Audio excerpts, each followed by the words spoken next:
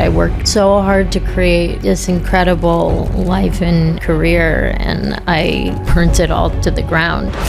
Don't believe what you see in a picture. There's so much more going on, so much more. For the first time, I was able to put into words what has been going on for the past decade. I was going to ask if I could read it. I'd really appreciate that. Okay.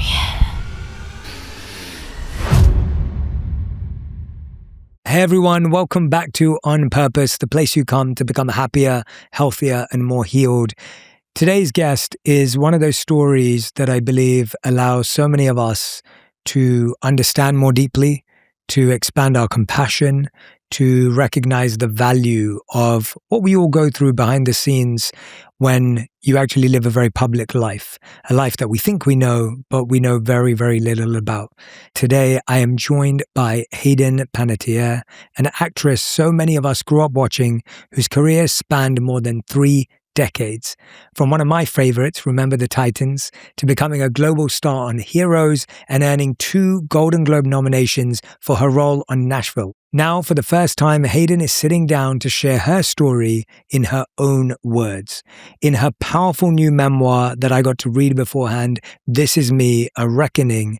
Please welcome to On Purpose, Hayden Panettiere. Hayden, welcome to the show. Thank you for being here. It's an honor to be here. I want to start by just saying that when I read the book, I can't imagine how challenging, difficult, and vulnerable you had to be to even begin to capture the amount of life that you've lived in these 36 years.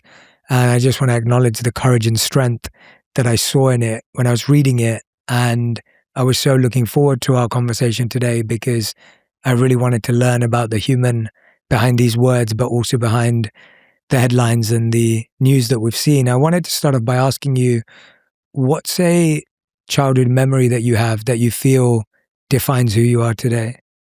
God, got a laundry list I can think of off the top of my head, but really defines who I am. I think I've been really impacted by the people that I've gotten to work with, and especially when I was at very sensitive ages. Like when I think back to Remember the Titans, as you said, at 10 years old, that experience, that whole experience, everyone on set, and playing that character of Cheryl that felt so similar to who I was naturally as a person. I felt like that really shaped me, really shaped my perspective of the industry, made me feel like now I know what kind of actor I want to be. I want to be generous and I want to be there for people, but this can also be fun. Yeah, absolutely. I wanted to read from your book, if that's all right. Yeah, of course. You say in the book that from a very young age, I lost the chance to have a normal childhood, friends, relationships, and my privacy, because instead of fighting it, I leaned into the talent I was somehow blessed with. And I wanted to ask you, like, what do you think a normal childhood looked like? And how was yours different from that? Well, to me, a normal childhood looked like extracurricular activities. It looked like going to school, being in school all day long, having a social life and connection with your peers, going home, doing homework, having play dates, having friends over, having those kind of experiences. And even though I did get some of that, because I had to live that life and had to be removed from it all the time, whether it was to go to auditions or to go to work, I constantly was missing out on the social aspect of what was going on with I was trying to be friends with them, but when you miss out, and then you sit down, you really have nothing to talk about, because I only had my experience and what I did yesterday, which was I was on set or I was in the city doing an audition, and that wasn't something that I could expect anyone around me to understand. So I feel like I got a taste of what I saw what a normal childhood would be. And I was on swim team, and I did do gymnastics, and occasionally I got invited to a birthday party, but a lot of the times I was left out. So it didn't feel like I had a normal childhood, normal upbringing, but to me it was just being able to be a kid. Yeah. Did you recognize that then? Like, I did. I remember school was very tricky for me because here I was trying to fit into two different worlds, and I was dealing with this massive world, which is the industry, and dealing with big emotions like what you feel after rejection or not getting a role, or a ridiculous amount of praise, an unhealthy amount of praise that you get at too young of an age.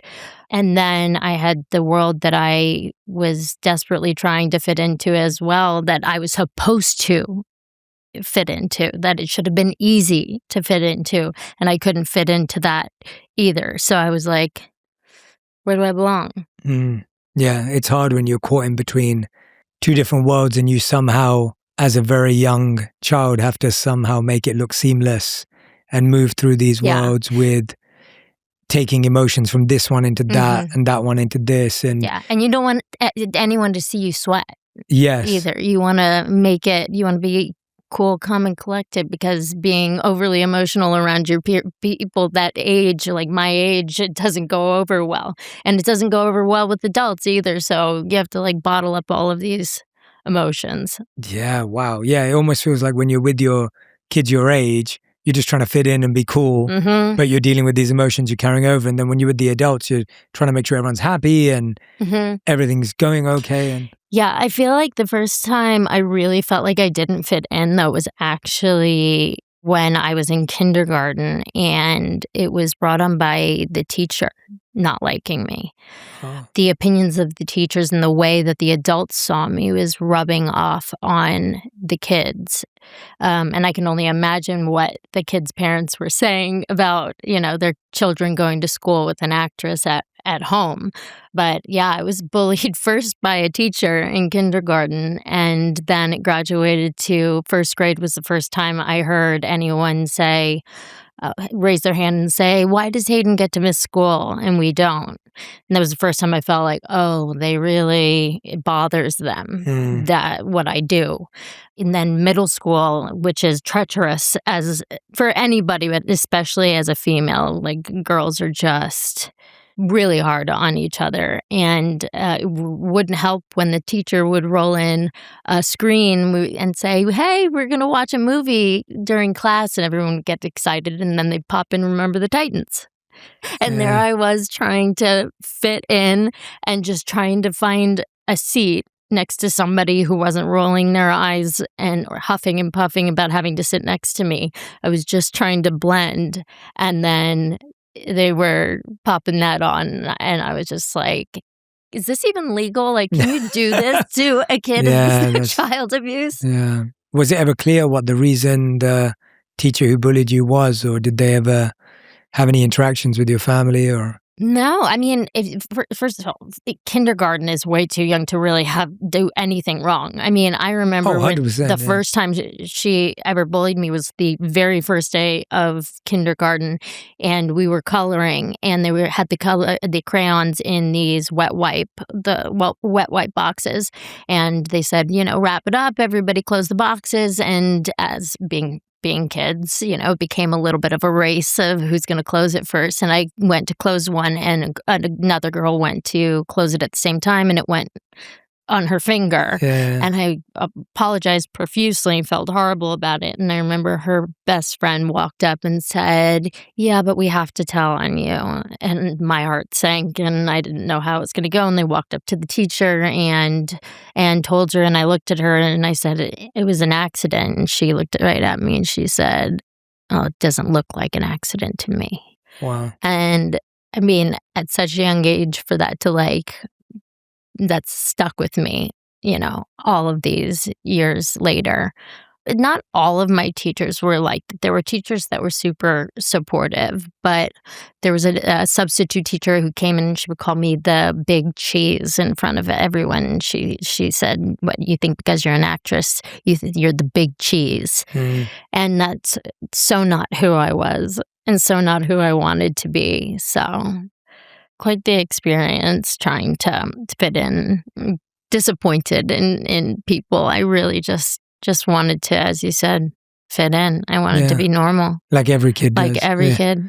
Yeah, like all of us do. And as someone, by the way you described it, I had a very normal childhood, and it's hard enough as it is, even when it's, normal. And so when something's making you stand out or someone's pointing things out, especially as kids when we don't have a clue what's going on, and all the other kids in your class who wouldn't really understand how to make context of this, you need an adult to kind of make sense of it. Yeah, and a lot of it I felt like it came out of left field. I one of the things I'm sure you read in the book is that I kept the notes that were passed to me in school, the nasty notes, and I kept them in my binder and I kept them under my bed.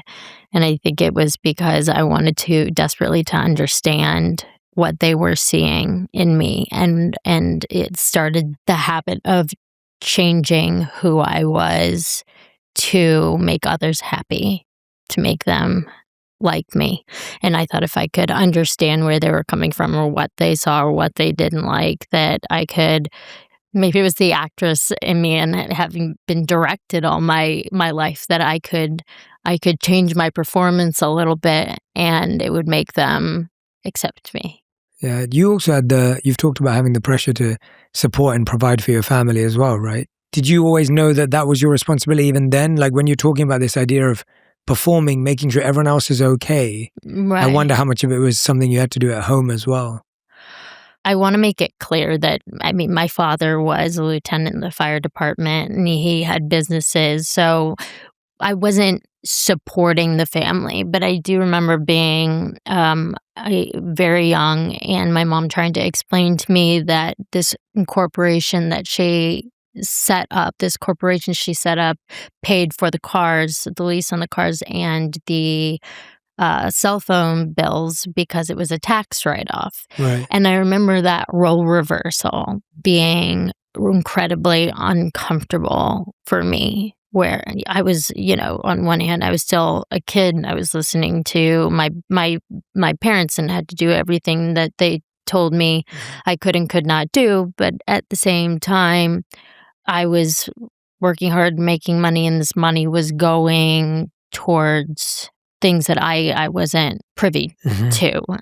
So as my dad would kick my butt if I made people think that I supported the whole family. But then when I got older too, and my mom bought an apartment for me when I was 16, and my whole family lived in it. So again, it was just that very strange, uncomfortable feeling of the role reversal and desperately wanting to still feel like the kid and still feel like I had parents to lean on. I didn't want, even when I was a kid, I was scared of the dark, and I would make my dad lay down next to me, and if his head ever went below mine, I would freak out and make him sit up further so I could, because I wanted to feel like the kid. That is kind of continued on in my life, just wanting to know that if I found myself in a terrible position, that I could call somebody to help me. I could rely on somebody. I wasn't the only person. I wasn't the person that everybody else was relying on, and therefore nobody was there for me. Yeah, I mean, and so natural. Right, to want that and to seek that is so real and so natural, especially as a young child and kid. And then, of course, with everything else that you're taking on, there's nothing about that feels anything but what every child deserves and what every child wants and, deeply is looking for. But I know in the book you also write about how there's this sense of what you were just saying about collecting all these notes and not wanting to almost let the kids down and become who they need you to be. It feels like that kind of became your relationship with your mom as well, where you didn't want to disappoint her. Oh my gosh, that was my entire relationship with her. She was my boss. That's how I saw her. even though she was the most supportive person when I, you know, did what I was supposed to do and did it well and was the one cheering me on, it did feel like that was what I had to do to get her love. And that was, a tough pill to swallow. Everything was business. Everything was business focused. And I started at 8 months old. I don't even, I can't even remember a time where she wasn't a momager, where everything didn't revolve around business. And there were periods of time as I got older where we spent a lot of time traveling and on the road together, and I was the only person there, so I became the confidant and the assistant and the therapist and the shoulder to cry on and everything but her child. Have you ever had the opportunity to tell her that and to have that conversation with her? When I was 19, I finally got the guts got up the courage to split from her as business wise, because I desperately wanted a relationship with her, desperately wanted her to just be my mom. And so she came into my trailer during lunch when we were filming Heroes, and I said to her, I don't want us to work together anymore. I just want you to be my mom. And I remember being hopeful, but there was that part of me who knew her too well. But I also wasn't expecting the reaction that I got, which was, "You owe me." And that's all she said. And she walked out. And part of me was like, "Oh, I'm relieved that it was short, like ripped the Band-Aid off." But then it was like this dark looming cloud, over my head going, what does she mean by I owe her? What form of payment is she expecting? And it was disappointing to find out that it was money and that she didn't pursue a relationship with me as just a mother-daughter. Like once the business aspect was removed, I was hoping that if I remove this, then that there will be no reason for her to be anything other than my mom. And the fact that it seemed like she didn't care to have a relationship with me was a tough pill to swallow. As a child, I'm sure you were also, even as a teenager, you're still dealing with the guilt of like, how do I have this conversation with my mom? Mm-hmm. Because I'm guessing there was a part of you that was, of course, grateful. And of course, yes. like, but at the same time, I hear your intention loud and clear, which is, I just want you to be my mom. Yeah. And I don't want you to play another role in my life. And then to not get that other role, even when that part's taken care of it. Yeah. Do you still not connect or talk today? At the moment, no, there is not a relationship between her and I, sadly. I've gone through periods of time where we haven't spoken at all. It seemed to me it was kind of like there was no reason. She had no reason to call, and the only reason why she would reach out was when something was needed. It wasn't just to say, hi, or how are you, or let's grab a bite, or anything like that. It's been a really tough road, and no matter how many times that door has been slammed in my face, I've desperately seeked her approval for my entire life. She was the person after every take that I looked to. I wouldn't look to the director or the producers or anybody else. The only person that existed and the only person whose opinion mattered to me was hers. So after every take, no matter what I was doing, I would find her. And I'm sure I made the directors feel like, hey, because I would run right past them straight to mom, and I had to make sure that that she was happy with it and I wasn't in trouble, because if I didn't do it right, I was in trouble. Yeah. It was not a good reaction. But I mean, I've lived to please her, and And even though, as you said, I'm incredibly grateful. Here and I've never had a conversation with her as to why she stopped acting and decided to focus her entire life on creating a career for me. And whether it was just that she felt like I was good at it, which is why she kept me in it, or she wanted to live vicariously, or if she wanted to create a potentially successful future for me. I haven't gotten a chance to really talk with her about that. But I'm very grateful for everything that I have. But it was just very confusing because I never asked for it. And that was the thing. Like there were times where things would get overwhelming, and I could tell they would get overwhelming for her. And she's a big personality, and I also felt very guilty about us having to spend so much time away from my father, and her having to spend so much time away from her son, my little brother, who was growing up, and that it was because of me. It was because of what I was doing, and it was my fault. And I remember her actually turning to me one night and saying, "You're the reason why I'm missing my son growing up." And that was a punch in the gut. But as grateful as I was, I wanted to say to her, "But I didn't ask you to take me on auditions. I didn't. I wasn't even old enough to perceive to understand anything but good, bad, hot, cold, diaper change, food, that kind of stuff." So there were really high emotions. I loved what I did, and I had great experiences, but at the same time, I was like, I didn't beg you to give me your life, to sacrifice all of this so that I could have this career. Yeah, it wasn't your dream. It wasn't your choice. And I don't know if it would have been Sure, eventually. yeah. I wondered that all the time. Talk to me about that, because even earlier when I read the excerpt from the book, you talk about this idea of acting being a talent that you just leaned into because it was a gift that you were given, and then you leaned into it. It's almost like you never got the opportunity to discover who you would have been. I remember being about, I would say around probably 12 years old, and having a total identity crisis.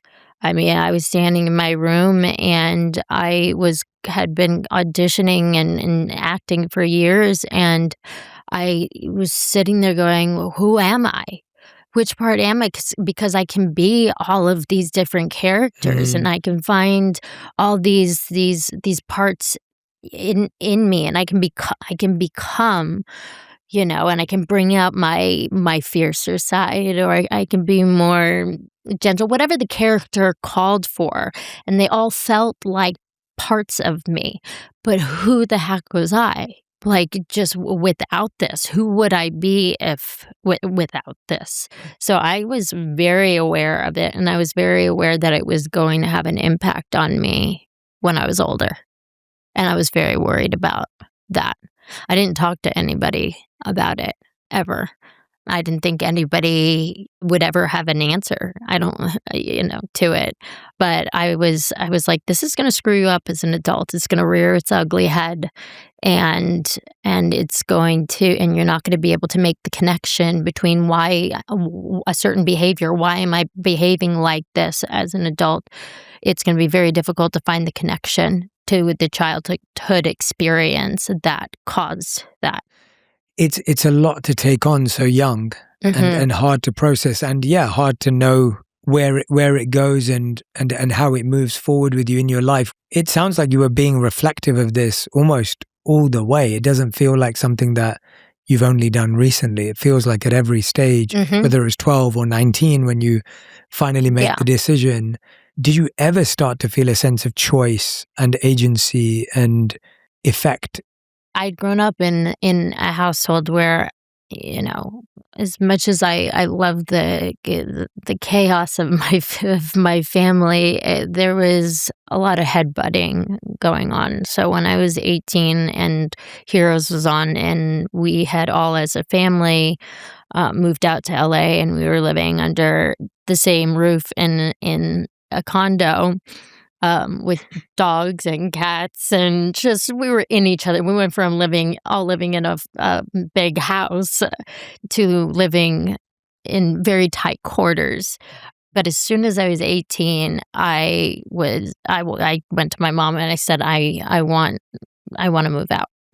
Um, and I knew I needed to move out for my own mental and emotional health.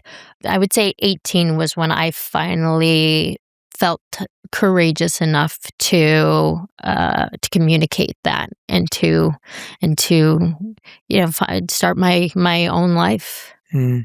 Yeah, and did that come with a sense of like confidence and kind of enthusiasm that you had that, or was it almost like a necessity of like, I just need to do this to survive? Yeah, no, it was both. It was the idea was terrifying because I am a true pack animal. Like I need people around me. If it's arguably it has the biggest impact on me mentally, emotionally, spiritually, which leads to physically.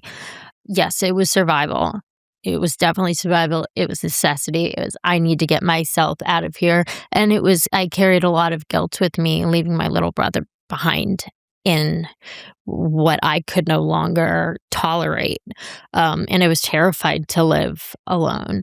I didn't want to be lonely. I wanted people around me. I was still scared of the dark and didn't want to not have anybody to, lay down next to me until I went to sleep, to make sure that I was safe. So it was exciting, but at the same time, I would say it was more so necessity. Yeah, yeah. I mean, as I was reading your book and learning more and more about you, it was almost like my empathy for you just like grew every time. And I mean that in your strength, for your strength in these situations, not as a sense of pity or feeling sorry for you, but seeing just how strong you had to be in so many different situations. And this, when I got to this part, when you write about this in the book, you write about a moment in your career where a friend of yours takes you onto a boat.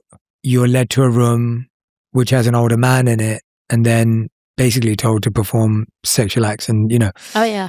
and when I read that, I'm like, oh gosh, like not only have you felt like you've had a really unsupported, upbringing, you're now with a friend in the industry and then ending up in a situation like this. Could you talk to me about what that moment does to your psyche when you're that?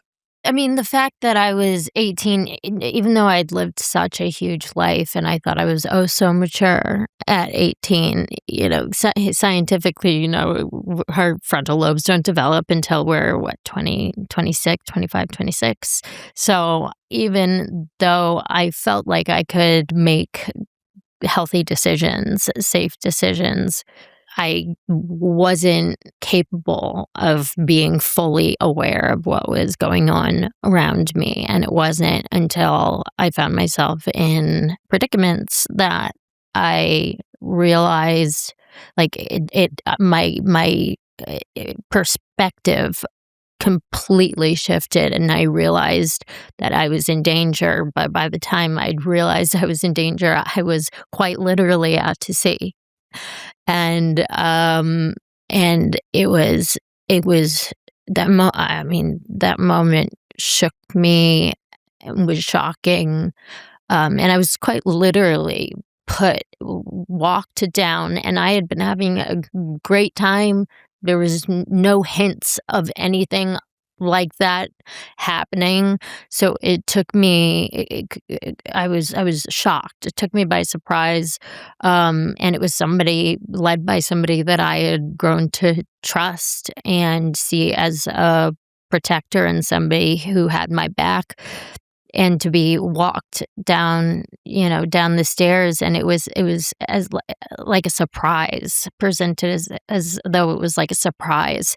And it was this very small room, and she physically put me in the bed next to this undressed man who was very famous, and had his hands like this, like this was just, an average day for him. This is something that happens all the time.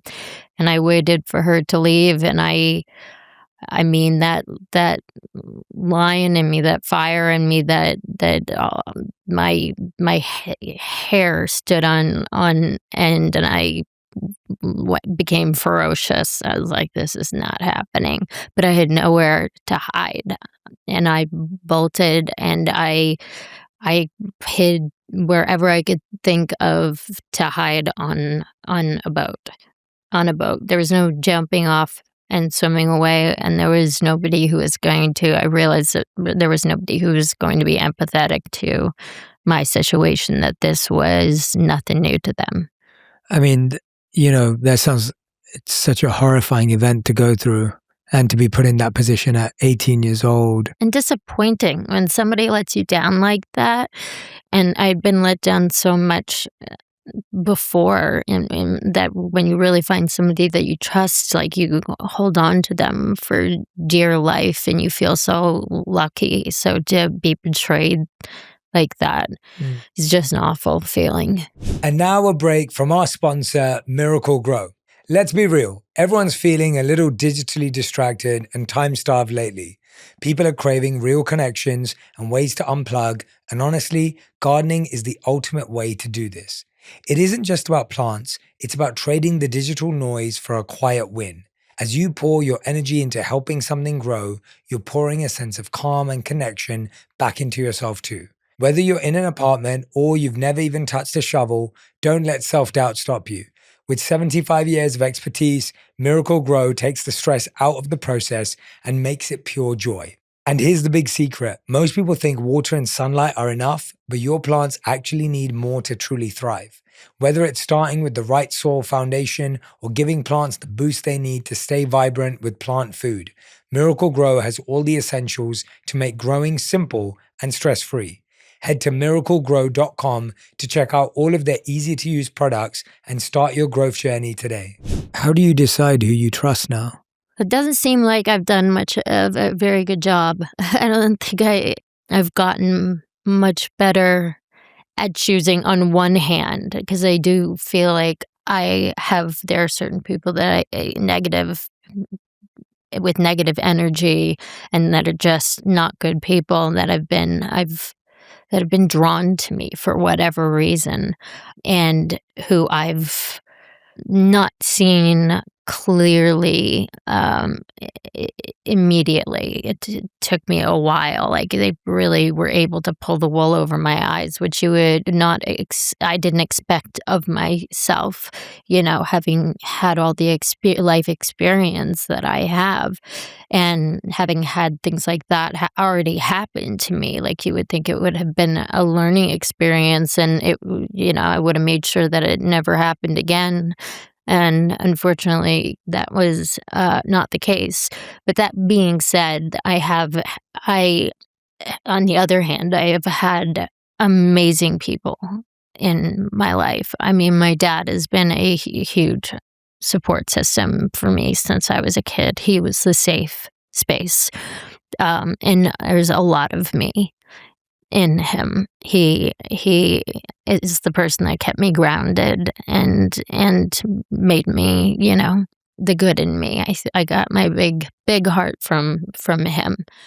But I have, throughout the years, been fortunate enough to meet just incredible people, and I do have a group of friends that are incredible people, incredibly loyal, and are genuinely good.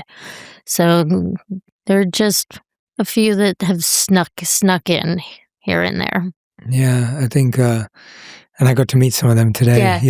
Your best friend is with you, and others who are wonderful people, and great to see you surrounded by them. And I was sharing this with you as we were speaking before, that sometimes I feel that I think a lot of good people beat themselves up for attracting negative people around them. And the truth is, I don't think you attract negative people. I think when you get so big and large in your work and your career, and you're exposed to so many people, you just come across more negative people because you're exposed to more. And you don't, right. Like, if you're only exposed to your town or your community or whatever, maybe you'll come across a couple of people. But when you start getting exposed to a bigger industry and a bigger world. Right. But exposed is one thing, but then it's hard for me not to beat myself up over letting them get past, my defenses, letting them get close to me, and for how long. I have, it's really, as I told you before, it's really important for me to have to choose the people who are around me wisely, and I have an incredible team of people who are not just great at what they do, but who have become dear friends and confidants and protectors, and I haven't always had that. And they're not afraid to tell me the truth either, and that's a hugely important thing for me. But it's hard to not beat myself up for certain people, having access to my life that should never have had access, should never have been a part of my life for many, many, many reasons. Yeah. I feel like when you're young as well, from having spoken to quite a lot of young talent in the industry, it's almost like you're hoping that the adults around you are making good choices. And you talk about in the book how you were actually given pills before a red carpet to make you feel more confident, and how that planted the seeds for so many other things that came in the future. And again, you're coming to a point where you're hoping the people around you, especially when you're young, to help you make better decisions, especially when you start as young as you did. Yeah. And the person who handed me those pills, I had already developed a very tight relationship and a great bond with them. So when it happened, I didn't see it as anything inappropriate or negative. I trusted this person, and it was not. I didn't just have a great personal relationship with this person, but this person's job part of their job was to always protect me, and so I was so used to following the directions of the people that I respected, the people that I worked with. If they told me to jump, I jumped. If they told me to wear this, I wore that.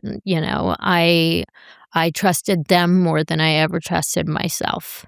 I wasn't raised to trust myself except for my instincts as an actor. That was instilled in me. But as a person, it was a completely different story. And at the same time, you're getting this huge wins. Like you become one of the most, well-known, popular young actors when you land Heroes, and it's this huge moment. And from the outside, it just looks like an incredible accomplishment. Right. What's going through your heart and mind when that happens in all emotions? What are you experiencing? The success meant that my mom was going to be happy with me, so that was hugely important. It also meant that I fit in. That you found your place. Yes, I found my place. That I was finally, somebody accepted me, and I was part of something that involved other people, and they became my crew, my group of friends. I finally felt like I fit in somewhere, and I finally felt like, my gosh, I made it. Like I remember the first time I walked out of my apartment and paparazzi. I was about 16 years old, and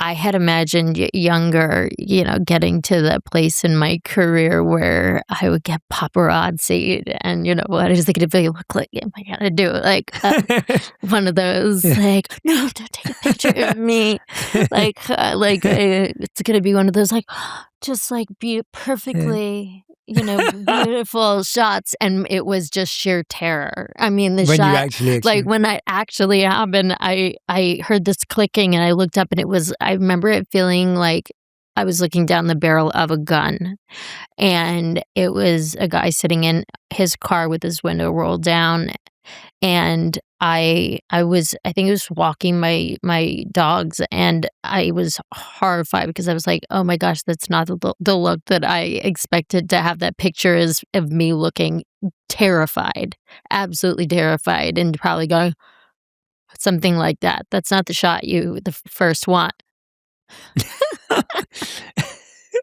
Yeah, But definitely that's not. what happened. Yeah, yeah, yeah, You yeah. can plan all you want and God laughs. Yeah, yeah, definitely. I mean, but you talked about this, you said this at the start, this idea of just like how your life became used to living for applause, like having to get the applause from your mom and then the community and then of course paparazzi, whatever, right? It's like you kind of see that trend. Oh, yeah, and then it grows, and it grew, and it grew, and it went from something that was, like, kind of cool to something that was incredibly dangerous and incredibly invasive, and not just for me, but for the people around me. It felt like the people around, like, I wasn't safe. The people around me were being affected by it. Yeah, I was very protective of my little brother, fiercely protective of the people I love, period. And especially back then when I was 16 years old, it was a whole different ball game. Like the paparazzi Hmm. situation was crossed lines that still blow my mind today, that were legal. They were able to do the things that were said, the way that they would box you in while you were driving. I remember coming out of a store once, and it was, one person saw me in, and suddenly it was over 100 outside, and they kicked me. I just felt this kick on the back of my leg, and I realized, and when I turned around, they had a camera in my face, and I realized that they were trying to get a reaction out of me. So I remember a very famous, successful publicist sat me down when I was young, and I think when Heroes was about to changed my life permanently, and he knew this, and he sat me down and had a whole conversation with me about how to handle paparazzi and how to keep your expressions, kind of boring, if you will, but the lengths that people will go to get that shot, and the things that they would say to me at such a young age were appalling. They were truly just mind-blowing and shocking. It was just wildly dangerous, and I was like, Why?" Especially after Princess Diana, how has this not changed? Yeah. How has nobody stepped in and stopped this? This is crazy." How did you cope? And like, what did you do? How did you deal with all of that? Because that just seems overwhelming. There was nothing to do. Like, that was you feel completely Powerless. helpless. Yes, powerless, helpless. I would get in the car and I drove like a bat at a HE double hockey sticks. Like, I would I was I became a NASCAR driver, and knock on wood, thank God nobody ever got hurt, but there was one time I was out trying to outrun them in a rental car, and I was going so fast down a street that I had to make a quick right turn. I hit my brakes, and instead of the car stopping, it just went for the slide directly into traffic. So I would, I Gosh. mean, I was able to turn into traffic, like, just in time, in the nick of time, like, somebody I felt like somebody was watching over me, Yeah. and protecting me at that point, and sometimes I just had to go home afterwards. I went out with a plan to do something, and it wasn't safe, and I didn't feel like dealing with them all day long, so I just went home and would go, "Ha, you didn't get your shot," but I also didn't get to Yeah. do what I wanted. When I was living on my own, I remember having to call, like, taxis to at the time, we didn't have Uber or anything up to my house, and I would have to lie down in the back seat, like, almost on the floor so that they couldn't see, the paparazzi that were waiting in the street couldn't see that I was in the car, or have a friend pick me up, and I would have to hide under yoga mats and things like that. I also didn't realize, like, we'd go to somewhere like, let's say, The Grove, how many people or somewhere on like Rodeo, how many people were paid money to do this, to be a celebrity spotter. Right. And, you think you've fooled them and you got out of there, and it just takes one person to the wrong person to see you, and there goes your day.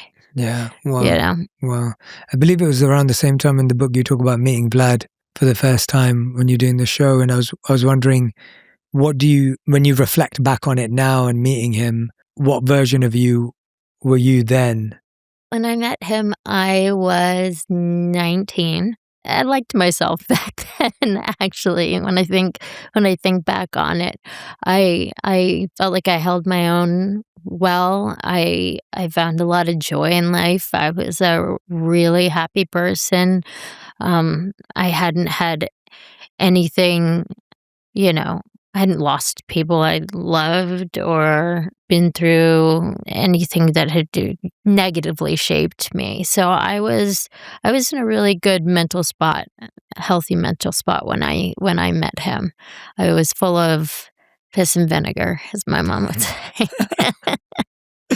And did it move fast? Was it just instantly you both knew that there was something there at the time? He was not my type at first. I mean, he was like looking at a Greek statue.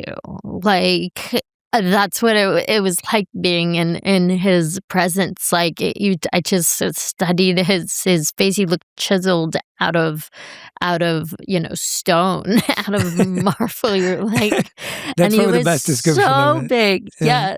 I mean, his features, just like everything about him, was so fierce, and I was so small. But the personality that came out of him was surprisingly gentle and kind, and made me very curious. But I had just gone through a breakup with a co-star that I was still working with, so I wasn't really in the headspace of fully moving past that breakup yet. So it took it was another year. It was when I was 20 years old that Vlad and I actually connected and started dating. I think we were supposed to meet up. I was at the Super Bowl. We were supposed to meet up once when I was still 19, and I guess I was supposed to call him, and I never did. And there he was, the heavyweight champion of the world, and going. Apparently, he was very pissed off that he was waiting around for my phone call. He was like, "Who does this girl think she is? Does she know who I am?" Yeah. He's not a cocky person, but I remember his reaction to that being very, very funny. That's fair. Yeah. As the heavyweight champion. So it took a year. I met him. We kept in touch, and then actually, my first fight was I brought my little brother to his brother's fight for my little brother's birthday. So it was a very special time. And then Vlad and I stayed in touch, and then started a relationship. Yeah. What in the part in your book that I found like something that I was totally unaware of, and I'm going to read from it here. Mm-hmm. You talk about so while you were on Nashville, you obviously become a mother, and it was this idea that Nashville was almost writing based on your life and writing around you. Mm-hmm. You talk about the storylines for your character, Juliet Barnes, Mm-hmm. and how on Nashville they mirrored what you were going through in your personal life. And you write this specifically: I was suffering from debilitating anxiety and an addiction I couldn't shake, and I had to live through it twice. First at home as Hayden, and then in front of millions as Juliet. Yeah. And that really struck me because, I think we all watch TV and film and everything, and we don't really, it's almost like we believe you are that character anyway. Absolutely. And you don't really ever know what the real character is until you, and you can in an interview, but if you don't see that, if you only see someone for 3 minutes on a late night show or a morning show or whatever, right? You have no real sense of who they are beyond, Hayden and Yeah. Juliet, like that's who she Yeah. is, right? Like On TV, in what they see, you see in the news, and what you look like. you see headlines and news gossip and all that kind of stuff. You see the TV show and then you see pictures. You're absolutely right. That's it. And that's all you get. And this is why I really appreciate just how I just want to acknowledge, and for anyone who's going to read this book, like you get to see someone who's, I believe, lived through a lot of hardship, but has this ability to reflect and introspect about what's happening. And when you put it that way and you're like, oh, I didn't realize Hayden's going through this. She's living through the reality. And I want to talk to you about the anxiety that you're experiencing. And then at the same time, you're living it twice because now you're having to act it at work. And they're writing around you being pregnant to have the show continue. And then after that as well. And so talk to me about where the debilitating anxiety was coming from and what it felt like to live it twice. It felt like it never ended. I didn't know where Juliet began and Hayden ended. In the beginning, when I first started doing Nashville, I thought, well, it's just a coincidence that our lives have so many similarities. It must be. And then as the years went on, the episodes went on, and everything started matching up, from who Juliet Barnes was dating to being an alcoholic, to postpartum depression, to losing her child, basically abandoning her child. And then it was like, okay, you guys are just mirroring my life. And we would get we wouldn't get the episodes very far ahead of time. So to go to them and say, hey, you got to change this and that, wasn't anything I was used to doing. I was just used to doing my job and making it work. But it felt like the day never ended, and we would shoot 10 months out of the year and 12 to 20-hour days. And I never thought I was a method actor. And I've worked with method actors who, when they play a character role, they never jump in. They don't jump in and out of the character. They are the character for the entirety of the filming process. Shooting something for 6 years, 10 months out of the years, that's not what you want to do. But it was unavoidable because it was my life. I couldn't come up for air from it. There was no break from it. And here I was playing this very deeply emotional, dark character. We had so much alike, but we were different in who we were as people. But especially when I was on set, even during breaks, I didn't even realize that I was becoming her constantly, and I wasn't therefore taking care of myself, able to take care of myself mentally and decompress and process what's going on in my life. Nor did I want to talk about it because I had just spent all day acting it out and crying. I just felt like I was holding my breath all the time, and I couldn't get away from it. And you're in a contract, and I became desperate, and I was doing that's why I turned to substances, because the anxiety that I started having the panic attacks that I started having. I used to have nerves a lot, and I had stage fright. I've had stage fright since I was a kid, but those good nerves that keep you on your toes at some point turned into genuine anxiety that made me incapable of functioning properly. or thinking clearly. It would make me physically shake. So I was self-medicating and looking for relief at the bottom of a bottle, and it was the only thing that worked. But I needed to numb. I needed to self-numb. I needed my brain to take a trip. I needed to go on a vacation. I needed it to not think about all these ugly things for just a little while, and I didn't find myself able to do that without the help of a drink. Yeah, I mean, explain to me the complexity of, and I asked this from the perspective of having so many friends who've gone through postpartum depression and it just not being talked about enough. Yeah. And whether it be even initially when it happened, I remember speaking to a lot of my male friends and them not understanding what their partner was going through, only then to realize that we were just unaware of, the amount of women that go through postpartum depression. Talk to me about the complexity of the emotion of having your baby girl and the emotions that come with that as being a mother, and then the postpartum depression that follows that. From as a young age, I was dreamt of becoming a mom. Like, it was something that I always knew that I would be, always wanted to be, and I had all these ideas in my head of the kind of mother that I was going to be. I was gonna have cameras in every room, and I was gonna capture this and that, and I was gonna get them into all these different extracurricular activities and made sure that they spoke different languages, and like, I had this beautiful plan in my head. And then I had my daughter, and I knew something was just terribly, terribly wrong.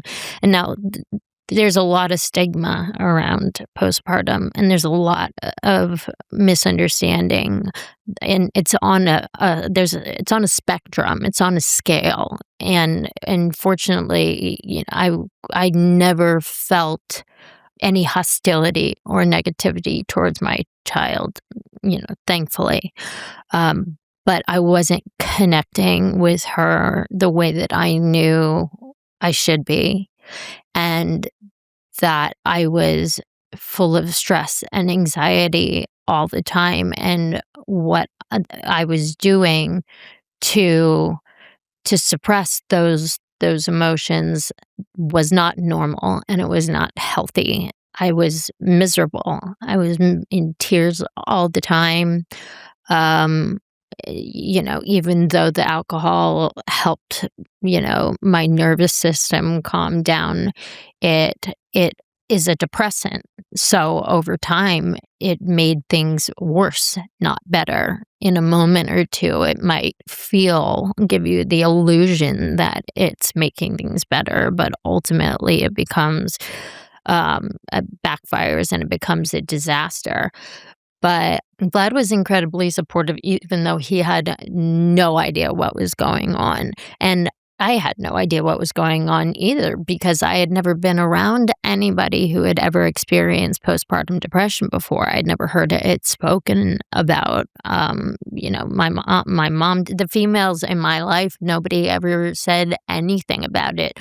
All of their stories were of these beautiful, positive moments of joy and love, and I always say expectation leads to disappointment, but in this way, I had expectations, and they were good, and they were positive, and life was gonna be great. And at about 4 months old, I finally went to Vlad, and I said, I need help. I can't live like this anymore. Something is terribly wrong. And he said, okay, let's get you some help. I went to a facility during the hiatus of the show, so I was kept private, but I was there for alcoholism. They were treating me for alcoholism, and nobody ever said anything about postpartum depression there. So I felt unfixable. I felt like there was no way the way out of it, and I was trying to process the idea that maybe I was gonna be depressed like this for the rest of my life, and this was just the new normal. So that was terrifying. I had this gorgeous, sweet angel child, healthy. I was so lucky and blessed, and I was just a mess. I was just a mess, and there was nothing that I could do to fix it properly. And it felt like there was nobody around who understood because there was so much stigma around it, and because it's so misunderstood. It took me probably about 10 months to really realize what it was that was going on, of me researching and figuring it out myself. Wow, you had to do it yourself. Because I know also you talk about how, like, when you finally did talk about it, you even lost an endorsement deal. Yep.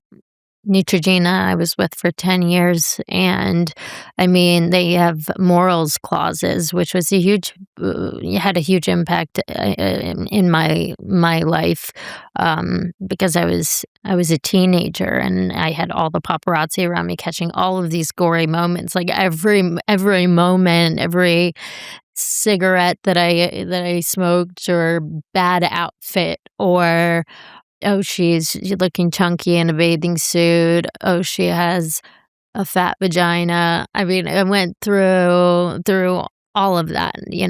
They were there for everything. Neutrogena was a huge part of my life. I had the morals clauses. They caught absolutely everything, and of all the things that they would fire me over, this was the last thing that I thought they would ever fire me over. And when I actually went out onto stage, it was live with Kelly and Michael, I had no intention of or plan to talk about postpartum depression. It just came up, and I was just being honest. And never for a second did I think that anyone, or care that anyone would have a bad reaction to it. It was my truth. And so when I got that call that Neutrogena wanted to fire me over that, and my representative at the time said, "That's illegal. You can't do that." And even though, she saved the day that year, I knew that was going to be it. That I was not going to be invited back the next year. And I had worked with these people for 10 years, and I remember not hearing a word from anybody, not a great working with you for 10 years, not a nice hope you're okay. Yeah, I mean, hope you're good. We wish you well. And I remember that really breaking my heart. I wouldn't change it for the world. I wouldn't take it back. But as I said, of all the things that I had been caught doing, that being the thing that was where they drew the line, and it was immoral, was shocking to me. And it made me realize and understand exactly what people thought of women who experience postpartum depression, and how misunderstood it is, how much stigma there is around it, and we're already in pain. Mm-hmm. We are already, like, the worst possible thing. One of the worst possible things in the world to happen to a woman is already happening to her. The last thing we need is, the icing on the cake, and feeling so judged and in such a negative way. What do you want people to know about postpartum depression that you think they miss? That it's real. That it's not something we make up. It's not something we want. It's not, that we've lost our marbles, and it's not something that we want to go through, and we're not lying when we tell you something's wrong. and we're in tears for absolutely no reason. Like, we don't have control over this, and this would be the last thing that we would ever want to experience or go through. We want to be with our child, our brand new child, and be filled with joy and feel like the luckiest person in the world, and capture every moment. And for anyone to think otherwise is just misinformed. Yeah. And I think people need to know a lot more about it, need to understand.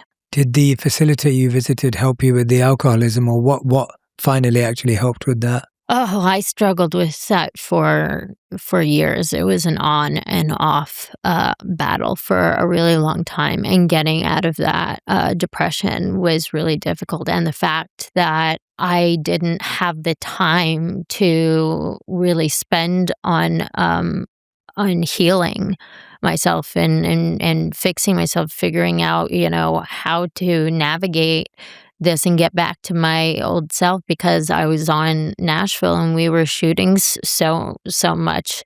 I mean, at one point I did have to say to the show, I have to go get treatment. You're going to have to write me out of the script, which upset a lot of people and made me feel awful, because I'd always prided myself in being a professional.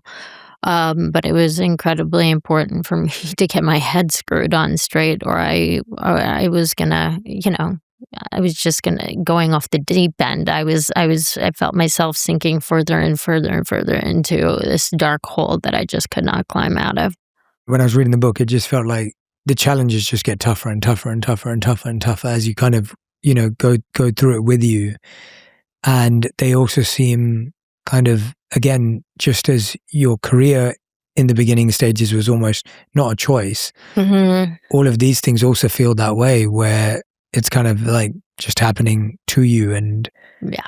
because of, just it's not a choice to bring these things on. No. They're coming off, of course, postpartum depression and everything else that's happening through that, and also not having these conversations. Like today, millions of people will listen to this conversation and be able to have a better understanding of what that means and what that looks like. And today the conversation around these things is growing. It's still not where it needs to be yet. And sadly, there are still terrible headlines and terrible gossip and terrible stories made up about people. But these conversations are beginning to happen, and you go, okay, well, hopefully the next person doesn't have to go through the fact of not knowing where to go for help, or be seen as, oh, just get over it or move on, or there's something wrong with you, or whatever the ridiculous things we all hear are in those scenarios. Yeah, I think it was around this same time that you talk about in the book where the custody of your daughter shifts from, over to Vlad and to Ukraine, I believe, as well. And I feel like that was especially talked about terribly, where there's so many speculations and so many opinions and so many assumptions on why that's happening. Could you tell us what was really happening? I mean, the idea that anybody would think that I would just give away my child and be okay with it is heartbreaking. Couldn't be further from the truth. As you said, I was struggling with mental health and anxiety and the postpartum, and having to act my way through it, and just feeling like I completely lost myself. And I think a misconception is that I have been in the past forced into treatment, when in fact I have been the one who sought it out, who was saying, I desperately need help. I know this is going to look terrible, but I cannot live like this anymore. And even though Vlad didn't understand it, the people around me didn't know what was going on, I didn't know what was going on. They were supportive. I went to go get help. They didn't know what was going on, and so it became this horrible cycle for years of battling depression and anxiety and alcoholism and substance abuse and me just trying to find my way back, my way out of this darkness. Um, in any, I would have done anything and tried anything. Um, but it wasn't until Kaya was 2 years old, about 2.5 years old, that Vlad decided that he thought it would be best for her to live in Europe. And when that first happened, I did not have a good reaction to it. I went like mother lion. I would have burnt the world down for my child. So that was incredibly difficult. Not, the fact that my child wasn't going to be with me all day, every day I mean, it just, you can't put words to it. It's just a really intense layer, feeling that are multiple feelings really like layered together. But I realized that, she had been traveling back and forth for so many years, and because I was working on the show, and because Vlad had to prepare for fights and is a businessman in his own right, she had to go back and forth between the US and Europe.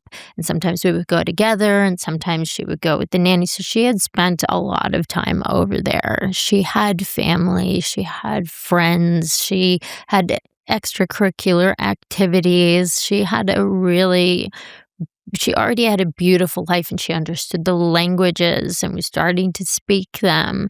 So by the time I finally got healthy, I felt like it would have been unfair of me and selfish of me to try to pull her out away from this life that she had been created, that she was living an incredible life. She's an incredible little girl, so happy, and speaks 5 languages, and rides horses, and knows that she's got 2 parents that love her. And I know in my heart that she feels supported. I have an incredible relationship with her. I travel as much as I can. I see her. I do spend a lot of time on FaceTime with her. But we talk about really deep things. So we have a really intense, incredible bond. And I'm very grateful for that. And I know that she knows that she has 2 parents who would do anything in the world to make sure that she is happy and healthy mentally, emotionally, physically, spiritually, and she in no way feels abandoned. And that's something that I've made sure to stay on top of and be very aware of. And I think it's also good to lead by example as a parent. She gets to watch. She didn't just get born with one parent in the limelight who is famous and powerful. She was born with 2, and 2 completely separate continents, and in their own ways. But she's very proud of watching her mom and dad kick butt and do what they do. She's our biggest fan. I think it makes her feel like she can accomplish anything. You can just see that she is good, she is solid, and she feels loved because of the way that she's able to love herself. And to watch as a parent, your 11-year-old already have this beautiful ability to love other people and love themselves is, you just can't ask for more than that. So I think there's been a common and, a very common misconception that I just gave up my child when there is that could not be farther from the truth. So I hope people that are watching this, I hope it's a little clearer, and I hope it becomes clearer in the book. Yeah, I think when they read the book as well, there's you see so much of the context that I think we miss in everything else. And there's this really powerful line in the book that you share where you say you grieve not being, this was at that time, you grieve not being the mother you thought you'd be. And I wanted to ask you, how do you hold that grief without letting it define the mother you are today? The grief has definitely gotten the best of me many times, many times. But it's transformed from grief. It was grief in the beginning, but because of the relationship that I do have with her and how things ultimately played out, I'm incredibly grateful to her. She has an incredible father, an incredible family, and I don't feel it, even though it's not what I wanted to happen, and it's not what I hoped motherhood was gonna be or what it would look like. I'm so lucky that it turned out the way it did, and that she is safe and a wonderful, well-rounded person, that that we have the bond that we have, which is, it's something that I was terrified wasn't going to happen when she was taken away, that I was going to have to fight really hard to have any sort of relationship with her. And it ended up in a lot of ways being a blessing. I will always want her here. I always miss her. I always want her to, be and to have my arms wrapped around her. But that's just not the way life is right at this moment. But I do believe that, there will be a day where she is an adult and she's able to make her own decisions and go wherever she wants. And I have faith that she is going to come to me and that we're going to have an incredible relationship and bond and friendship that a lot of parents don't get to have with their kids.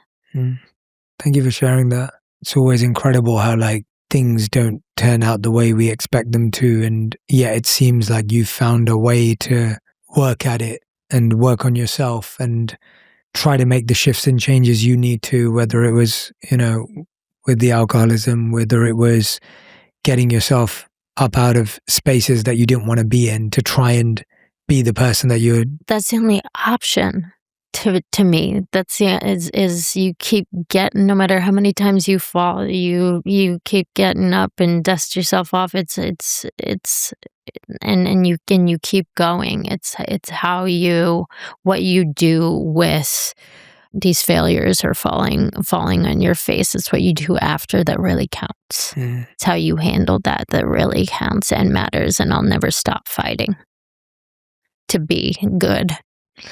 Yeah, I mean, you were mentioning to me that also you have a strong relationship with Vlad, which helps this situation. Yeah, Vlad and I are very close. All three of us talk all the time. He travels a lot when he's in Europe too. So sometimes we have a three-way FaceTime going on, and sometimes it's the two of them and me. But yeah, he's been incredibly supportive. I mean, he's brought her over here. She's known her great-grandparents. They've been a part of her life. I've lost my grampy and my papa, but they were able to know her, which was really important to me. And she still has my Nana and my grandma, she calls Nana Super Nana. Super Nana.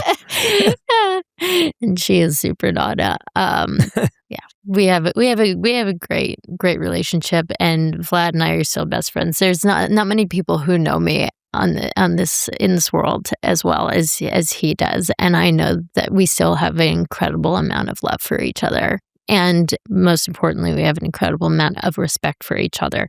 We made promises that something that I unfortunately grew up with was hearing a lot of negative talk from my mother about my father, and that had a really negative impact on me. It hurt to constantly, hear the person that you love be put down. So we made a promise to each other that we would never say anything negative about one another to our daughter. Wow.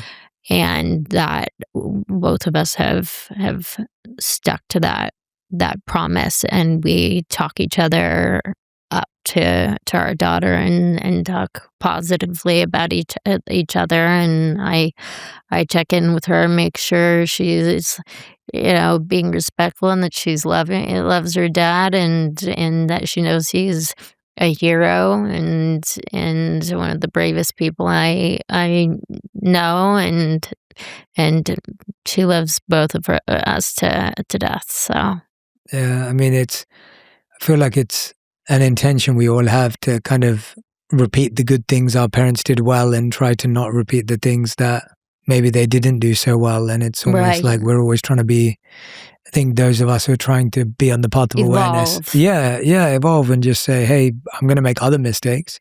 We all are, because we're human, but going to try and do my best in this capacity. I feel like absolutely something we were talking about earlier about repeating patterns and people that we attract into our life. And you talked about this, and you were mentioning it to me earlier. You talked about, surviving your abusive relationship with your ex. Yes. And I wanted to ask you about, because like I said before, it's like every time you go further in the book and deeper in the book, I can tell that you know your truth and you know who you are. And as you said earlier in our conversation today, you were like, but I don't know if I'm always good at knowing or trusting my gut or following through on it. Yeah. Why do you think that is? I feel like I've let myself down so many times and let other people down so many times. And I've just, I worked so hard to create this incredible life and career, and I basically burnt it all to the ground, essentially, and had to, start climbing up that mountain. And it happened, more than once, and having to try to get out of my own way was the most difficult part of it. It was almost like I would self-implode and destroy something good that I had going on before anybody else got a chance to. It was like, instead of setting myself up for failure, I knew I was going to fail. So I was going to just it might as well happen sooner rather than later. And it made me stop trusting myself. I mean, I wasn't even raised to trust myself, as I said before. Like, my instincts, aside from my instincts as an actor, as a human being, I was not I was not taught to really trust myself. I was taught to trust these people around me. It's been a really long road and a really hard road, and a really stressful road, trying to get back to that trust I had at one point when I was younger in myself, and how, knowing how important it is that you listen to yourself, that you listen to your gut. Every time that I have not listened to my gut, I have always regretted it. I found myself in a terrible position.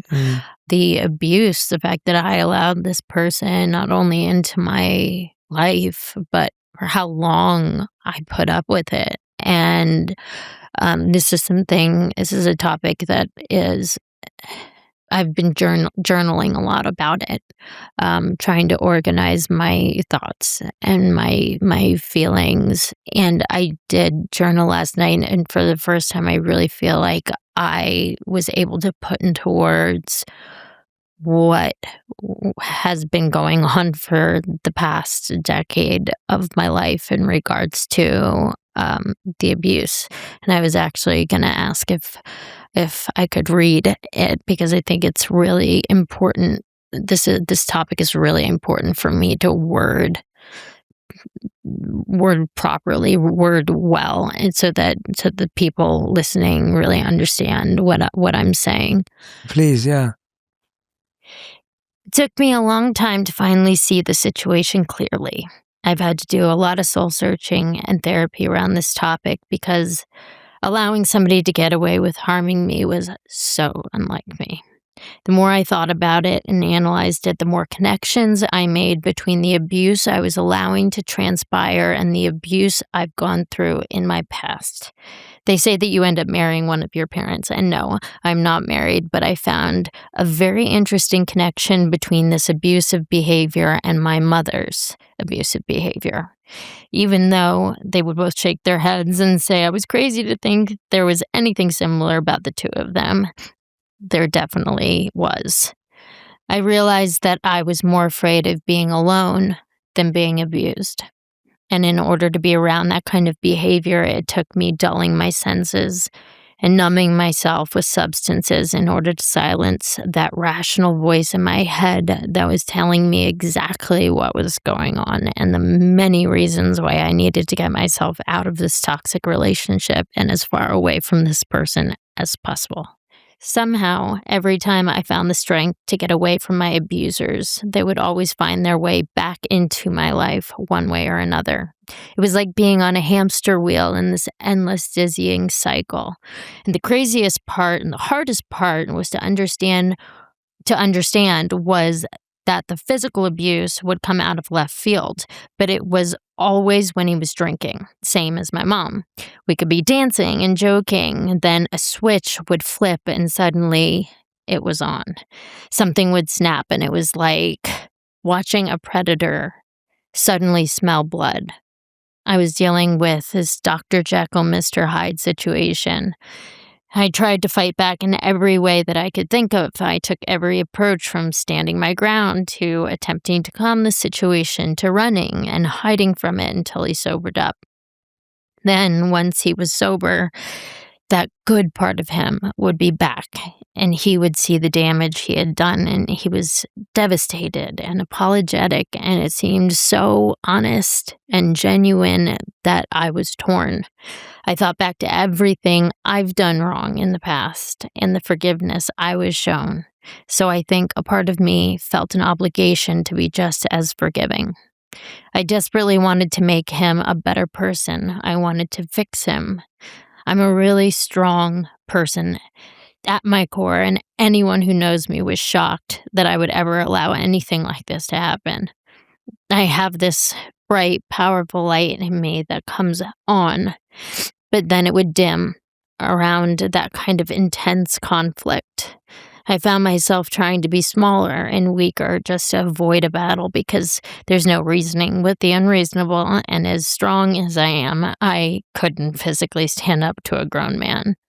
I know I have a big heart, and I always try to see the good in people, so much so that it's been to my detriment at times. The worst part was that by allowing the cycle to continue, it hurt the people I love who came to my rescue, and I cannot allow that to continue to happen. In order to finally get off the hamster wheel and put an end to the cycle of abuse with him and with other toxic people in my life, I had to remind myself how strong I am. I had to envision the life I want for myself, and most importantly, I had to take accountability for enabling unforgivable behavior. Thank you for Yeah.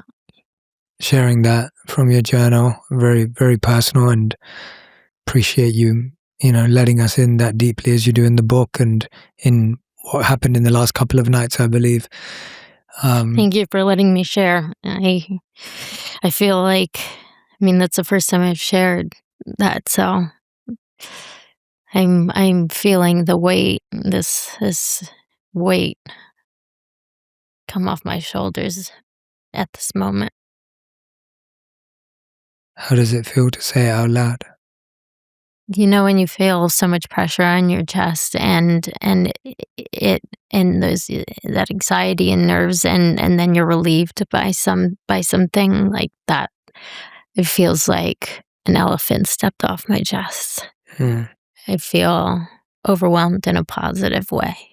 I feel like I finally did it, and I got to do it in my own words. In this moment, I feel more trust in myself than I have in years. So I got a little bit of me back just now. That's so beautiful to hear. I mean, it's you just said now that in your own words, and I feel like this entire book is a reclaiming of who you are. And Yeah. Yeah, one step at a time, but that, it's been a 10-year dilemma and trauma after trauma, and just to be able to explain it at all, I never thought that I would be able to put it into words.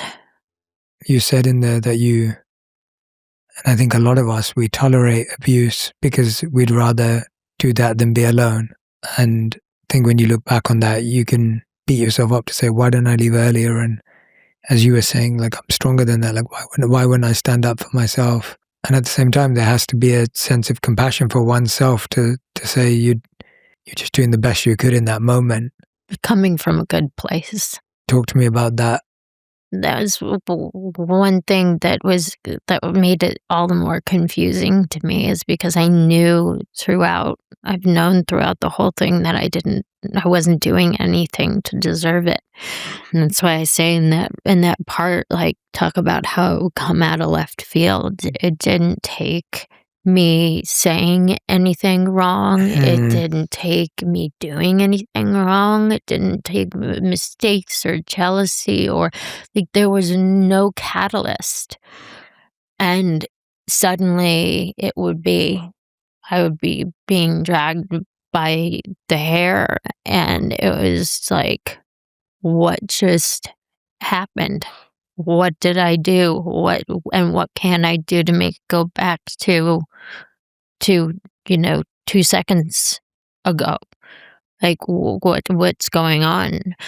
And as I say, you can't reason with the unreasonable. And it was like the person that you love just was disappeared. I would look in his eyes and they would be vacant. Like, and it was terrifying, terrifying. And I've always been interested in psychology. And so trying to understand what was going on, I mean, I was like going through the DSM, like, in my head, and trying to, trying to figure out, is it schizophrenia? Is it paranoid? Like, what in the heck is going on? Because it was only when alcohol was involved, but no amount of alcohol could ever make me capable of doing something like that, especially over and over and over and over and over and over again. I'm so sorry you had to go through that. It was like, I don't know, maybe it was my ego, like he was in my ring, and I felt like I was not going to let him, win the battle. And by me not, the idea, what would be winning to me would be fixing him, being able to fix him and make him better, because I saw some good in there and wanted to bring that to the surface. But I had no control over that. And some people don't want to change. And you just have to accept that, as disappointing as it is. Again, I think you're being hard on yourself. Like, I think, there's all of, and by the way, we're all people pleasers. We're all control freaks. Right. We all have all of that in us because of how Right. we've all been raised. And there's a sense that we all want to fix people and make people better. And of course, we're working on these things, but we all share this, and but it should never lead to that. No, no. It should. I no. The fact it still baffles me that it ever went there, that I ever allowed it to, that I ever stuck around for it. I mean, it's just so unlike me. But I think that a huge part of it is that being alone piece. Yeah. I had just finished, when I met him, I had just finished Nashville and just moved back to LA, and I was lonely, and nobody was present in the beginning. It was the person that I fell in love with was great. So the Mr. Hyde did not show up until I was already in love with the Dr. Jekyll. Were you able to talk to anyone? Did you feel you could reach out to anyone, or did it just feel so unsafe? I felt embarrassed, humiliated. I felt ashamed. I wanted to keep my friends and the people that I loved as far away from the situation as humanly possible, because there was no understanding it. It wasn't rational. It didn't make sense. And I wanted to protect them from feeling the need to protect me. I just knew there was no explaining it without getting the reaction of, what are you doing? What are you thinking? And I would go, I genuinely don't know. I don't know what in me is putting up with this, is allowing this to happen. I really don't. And as I said before, there's never for a moment did I think that I deserved it or that it was okay at all. That was never a thing. I mean, I use the term forgiveness very lightly, because as hard as I tried to forgive, I'm not unable to do that. You don't forgive and forget those kinds of things. And it's not just the physical abuse, but it's also the emotional abuse that leaves the deepest scars.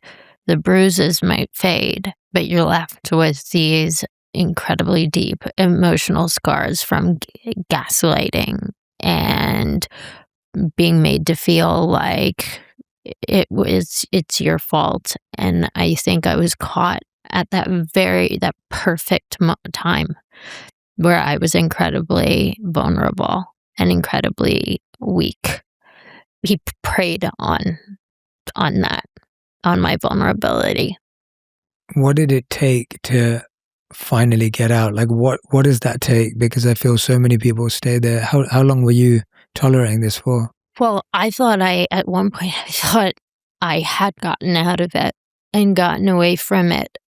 But it's like we talked about before. It's like abusers, they weave themselves like weeds into your life, and there's always something that they left behind.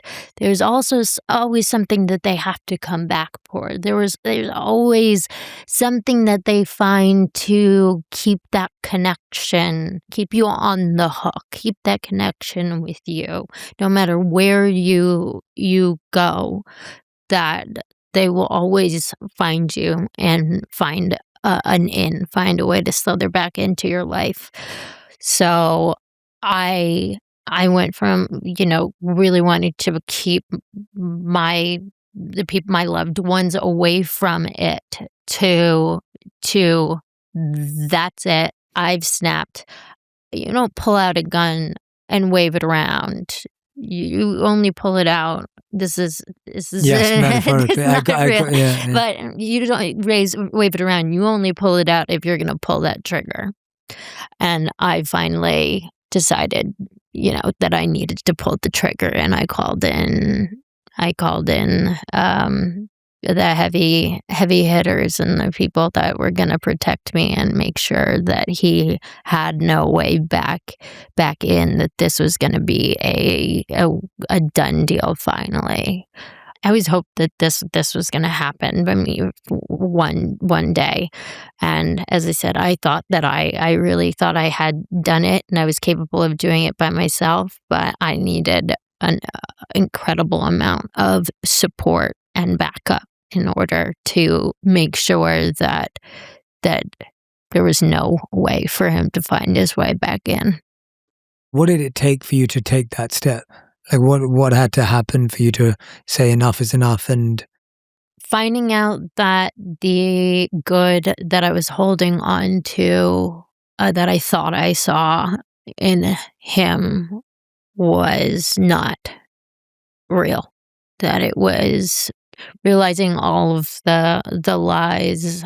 I mean, you gotta be really good to pull the wool over my eyes, and that he was. But once I knew that good was not real, that good side of him, the big heart that I saw was just made up and was just acting, just really good acting, then I had the ability to let go and let myself off the hook, that I didn't have to care anymore, and that I didn't have to feel guilty anymore about parting from him. Whatever struggles he goes through are his, and they're no longer mine to clean up, and I don't have to worry about it anymore.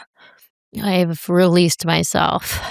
what you just said there is so real and so true, and I honestly honor your vulnerability and clarity, because it's what you just said, this idea of accepting that that person's good isn't real, because that's the thing that keeps finding their way back and keeps appealing to someone who wants to help and solve and fix. And it's just believing, oh no, but there is that, and you keep thinking it's real, even if it's small.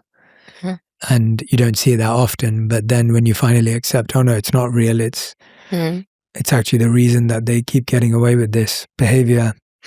And it's heartbreaking to find out that it wasn't real. Real. I mean, I remember finding texts that you've been having relationships and this and that, and one of the things that I thought was great about him is how loyal of a person he was. And when I realized how long that had been a farce, like I was like, I have somebody ripped off the rose-colored glasses, and I see clearly now. I see clearly now, and there's nothing left to, as you said, hang on to. There's nothing to keep me there or invested or forgiving in any way. Yeah. Yeah. And when you say heavy hitters, you mean the FBI had to get involved, right? Like, had to get to that level, or not really? Oh, Not with I this. mean, he went to jail. Yeah. He went to Yeah. jail. And they did have to Yeah. get involved. Yeah. But he managed to weasel his way back in even after that for a little bit. So I had to get him out again. It was That's crazy. it was like this period of time of like back and forth battle.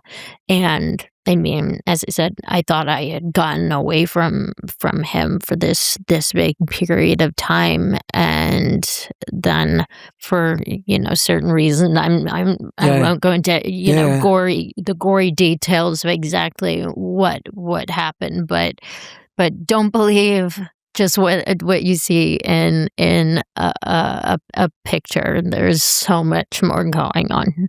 So much more going on. Truth is stranger than fiction. It truly, truly is. You can't write this stuff. You can't make this up. As I was reading the book and thinking about all the headlines that you've had to live through and the conversation and the gossip and the everything that comes with it. And then, you did this People interview, I think it was like a year ago or something as well. And then again, the rumor mill begins about questioning your sobriety and how you're talking and everything. And then we learn actually it's because you're grieving and going through so much more behind the scenes. And I keep thinking, like, when will we finally stop? Like assuming that we know what's going on in someone's life, or we know exactly why they are the way they are or who they are. And when will we allow them the opportunity to tell us? Because it's a real human with a real brain, with a real mind, with a real well-being, with the real emotions. And yes, no matter how successful someone is or whatever it may be, it's hearing things about you that are untrue are just so, like, at the core, just unsettling for any of us. And we know what that feels like at school. We know what that feels like in a family. And when somebody says something, it's like there's no changing people's minds. It doesn't matter really, what you say. When I was younger, my father was accused of hitting my mother, and even though I knew the real story, when you say something like that about somebody, there's no convincing anybody that that's not the truth and that didn't happen. There are just certain things that people go, I'm not buying it. I saw it for myself. When you're like, if you saw the big picture, you would go, aha, oh, now it makes sense.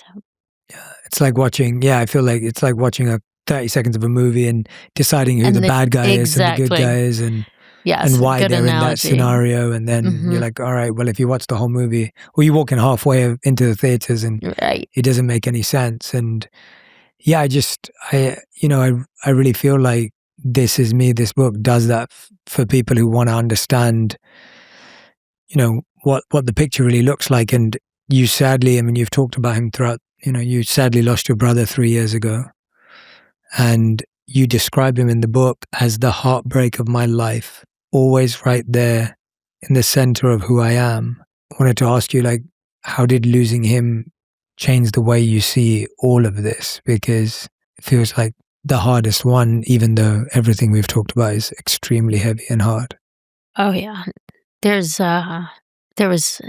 nothing in my life that feels like losing my other half, like the other half that was born to be the yin to my yang. And we were so close, and especially being the older sibling, who it's your job to protect them and keep them safe. And not being able to is, heartbreaking doesn't even begin to cover it. I would need a dictionary to go through all the words for all the feelings that go through your mind. But I collapsed, and it stayed with me. I know time is like the best healer, generally, but it's been 3 years, and every year it's changed. The heartbreak has changed, but losing him and realizing how much of life I was going to have to go through alone and without him, when I always saw him as being there. The day that my parents are not here anymore, I'm going to have to do alone. And the fact that he's not here to be a part of my daughter's life, and the fact that there's so many times I want to call him all the time, and he was my best friend, and like when he first died, I just remember screaming I don't want to live in a world where he doesn't exist. So, I've unfortunately had to. But he seems so alive in my head still. He was such a big personality. He just, like, no matter how, no matter what, like, he was just one of those people I never thought that anything could take him down or take him away. He was so good, too, and it makes you so angry to see that there are bad people thriving in this world, and then one so good that's just taken from you. Why? It's not fair. It doesn't make sense. So that's something I don't think I'll never get over it. It'll just evolve. Luckily, he was an amazing artist, and I have some of his paintings, and that keeps part of him alive for me. He left that behind, beautiful things behind, and I feel him with me. I know that he's protecting me from where he is and was needed elsewhere. But I wish they would send him back to me.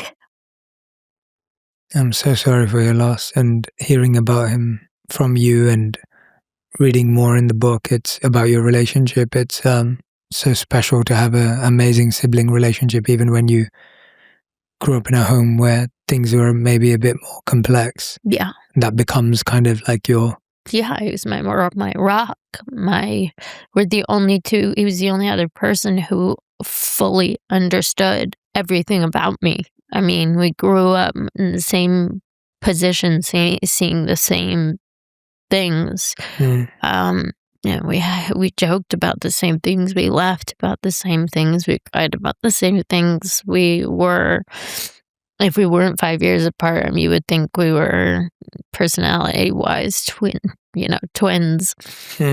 So, to lose somebody who understands you on that level, yeah, and feeling like I failed to keep him safe was really hard. And of all the people that should have understood him and been there and been able to protect him, it should have been me. And I did try, and I was shaking the people around me, going, "Wake up to what's going on. This is serious." His struggle with addiction was serious.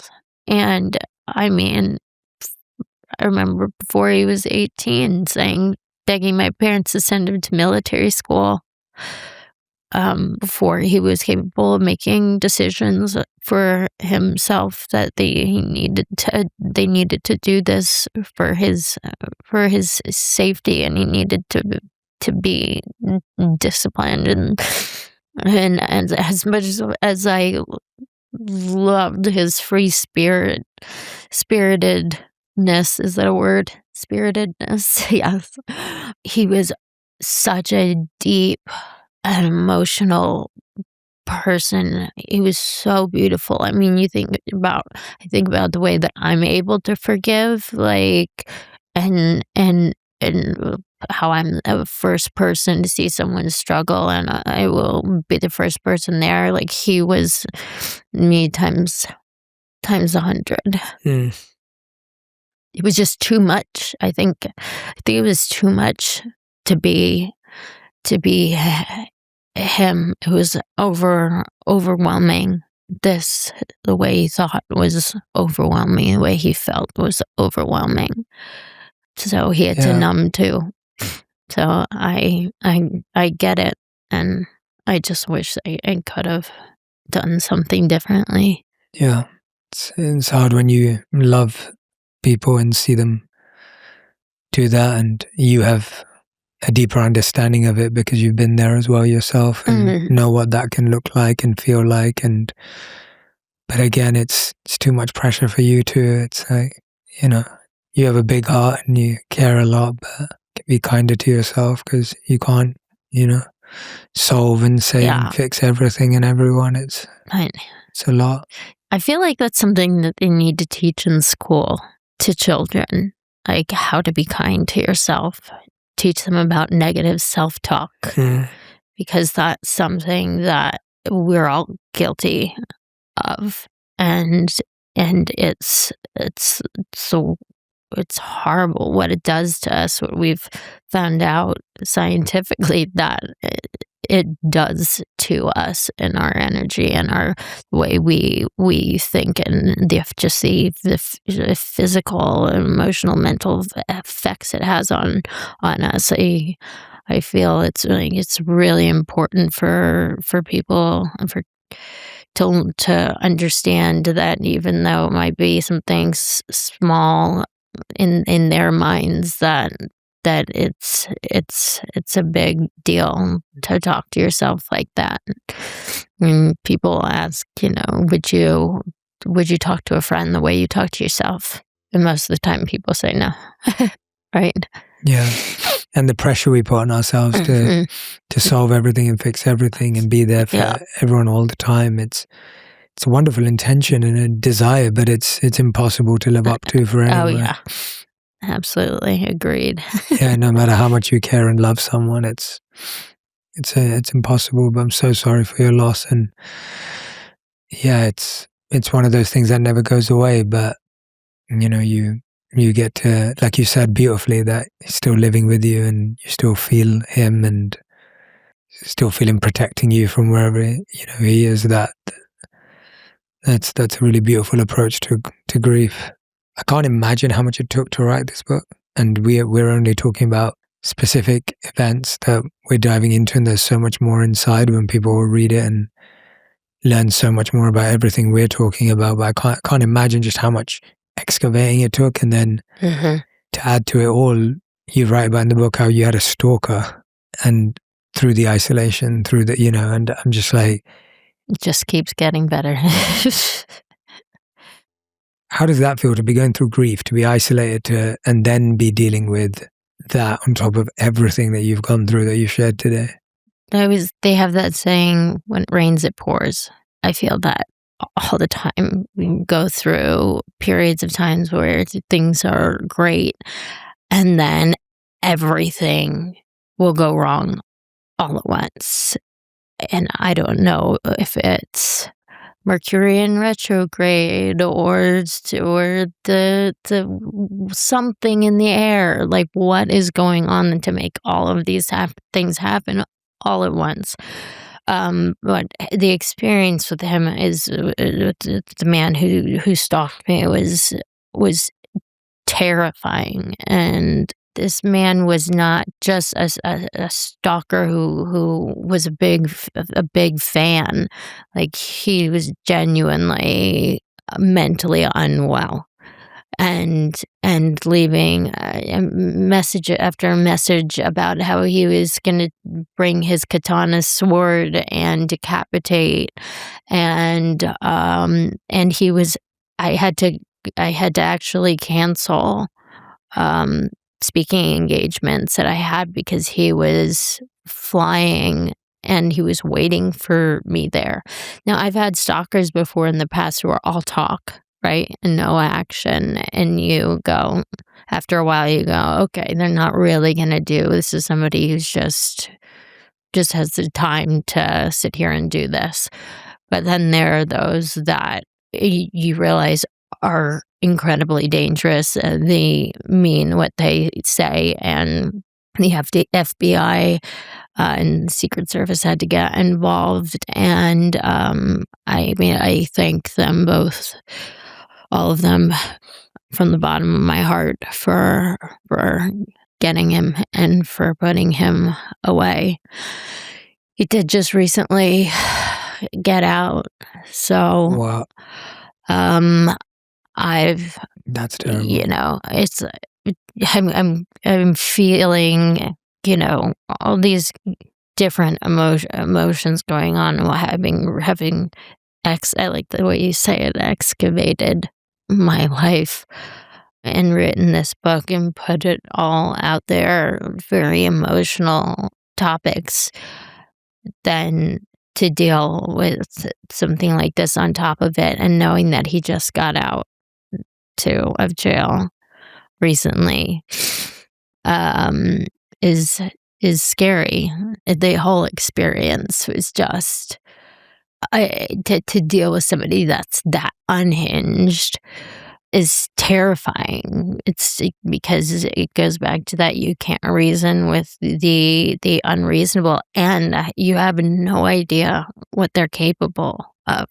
When you don't know what somebody is capable of, I mean, we've all seen people do things that we would never imagine people being capable of doing, and to feel like you're sitting in limbo and you have no idea if they're going to show the stories that we've heard in the past of people showing up and just boom, you're done.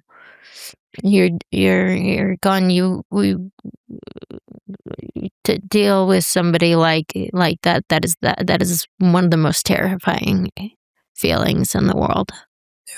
Can't even begin to imagine. I'm Yeah. happy that It was the icing. The icing on the cake. It was very, very thick. I'm happy that you're protected and that you're taking the right precautions and measures, because you're absolutely right. And just glad that you have the right people around you to see you through this. Yeah. I've been, I wanted to, there's only one last thing I wanted to say to you and ask you was just, when you came in here, and I want to point this out because you've had to revisit for this conversation to talk about the book. We've revisited so many hard and dark moments in your life. Mm-hmm. But when you came in today, you had this big smile on your face. You greeted me with a really warm embrace. You were so kind. When we walked over here, we were having wonderful conversations. And you were telling me just about this next chapter of your life and how excited you are to attract goodness into your life and attract love into your life. And just, and I could see in your eyes and you are this light, as you said as yourself in your journal. And I want people to know that I felt that and saw that when you came in, because, we've revisited the past that is tough and is talked about in your book, This Is Me. But when you write a book like this, it almost feels like the end of a chapter and the beginning of a new one as well. Mm-hmm. You kind of put all of this together and you share it. And I wanted to ask you that, what would you want to call the chapter of this that you're entering into now, that you walked in with today, that I got to experience? I don't know yet. It was one of the hardest parts of this too, was figuring out what to call it. I felt like I couldn't come up with a name until I was done with the process of the book. Because sometimes people do it in the middle of the experience. Sometimes people do it. They need a title before they start the process of writing, and I felt like I had to wait till the end. So, I mean, I would have to. I feel like to come up with something good, I would have to see where the book went, see where my life is going to go, because I finally feel like I have shaken off all of this darkness and this negativity, and that means I've closed one door and another door is opened, and I can feel it opened, and I can feel all the possibility, the possibilities, all the exciting possibilities. I feel like I have a lot more life to live.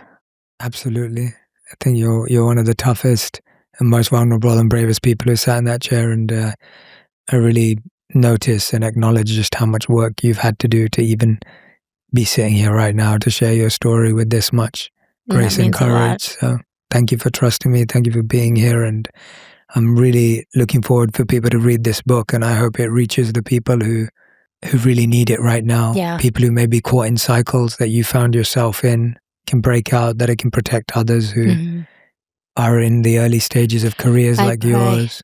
I pray. I just wanted to help people. I want what I have gone through to be for a reason, to have happened, everything to have happened for a reason. and for that reason to help people go through whatever it is, whatever challenges they're facing, and to know that it's possible. It can be done. Yeah. Thank you, Hayden. Thank you. Can I give you a hug? Of course. Yeah. If you love this episode, you'll really enjoy my episode with Selena Gomez on befriending your inner critic and how to speak to yourself with more compassion. There's blessing in the breaking. And every moment that you encounter in your life, even if it's just road rage,